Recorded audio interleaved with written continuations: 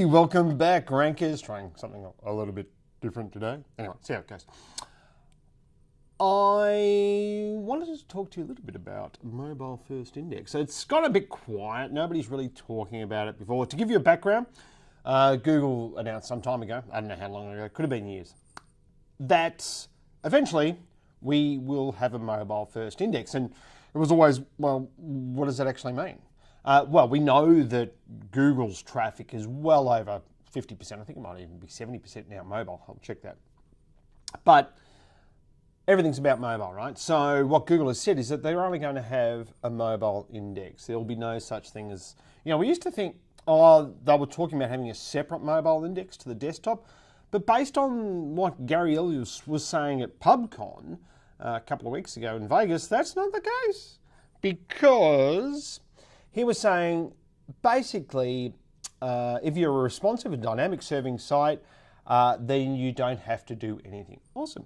However, if you have a separate mobile site, you've got to have content parity, structured data parity between the mobile version of the site and the desktop, and ensure the service can handle potentially increased load. Because if your site's you've got an M.dot site, it might be on its own server.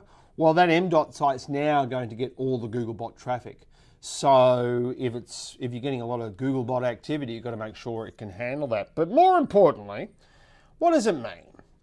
Well, basically what it means is that if you have, and this was an old school approach to mobile sites, but if you have a M.dot site and a normal desktop, a www site, if you have two of those and you have a lot more content on the desktop than what you do on the mobile, all that extra content on the desktop, gone. All that's going to be in the index after that is what's on the mobile. And that's what Gary Illyes said to us at PubCon. There's his slides, you can see it. However, they said, we don't know when we're going to do this. It could be soon. We're testing at the moment. We're trying it out at the moment. Here's the problem. I think if Google certainly went with this today in Australia, it would be disaster not only for a bunch of companies in Australia and a bunch of websites, but also for Google themselves. Because look at these numbers. So Maya has an M.dot site. It has 185,000 pages on that, 391,000 on its desktop. It's going to lose 50% of its content indexing in Google. And just go down the list here. The Australian Stock Exchange will lose 94% of the content indexed in Google. Realestate.com.au is going to lose 99% of the content that is indexed. Wikipedia is going to lose 48% of the content indexed. I mean, these numbers just go on and on and on.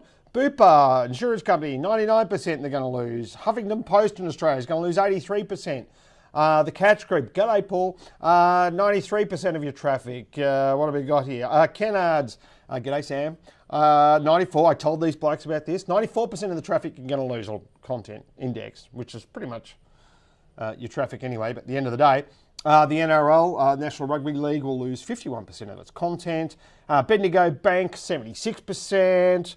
Who else we got? Ticketmaster, 74%. Huggies, 99% of its traffic you're going to lose. Drive, I mean, this list goes on and on, right? So if this is true, if Google is saying that this is what's going to happen, it's going to make Google not as good a product because it's going to be missing all this content. People rely on a lot of these sites for information. I mean, can you imagine tomorrow if realestate.com.au lost 99% of its pages indexed in Google?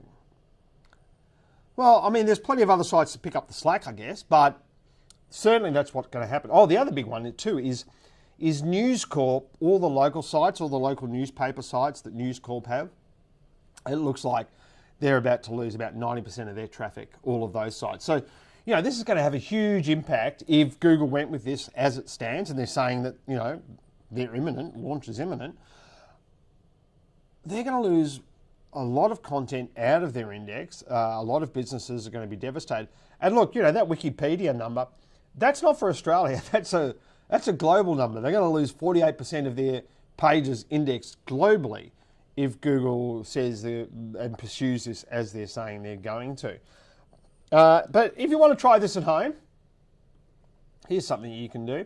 Just do site. I'm looking for all of the sites, right? So I've just done site, I've done a wildcard in there. So give me all the domains at .com.au that have an MDOT. But you could also go .gov, and I'll give you some indication. Now, if these sites are not like here, m.vic.gov.au, right? So you say, okay, how many pages has this one got?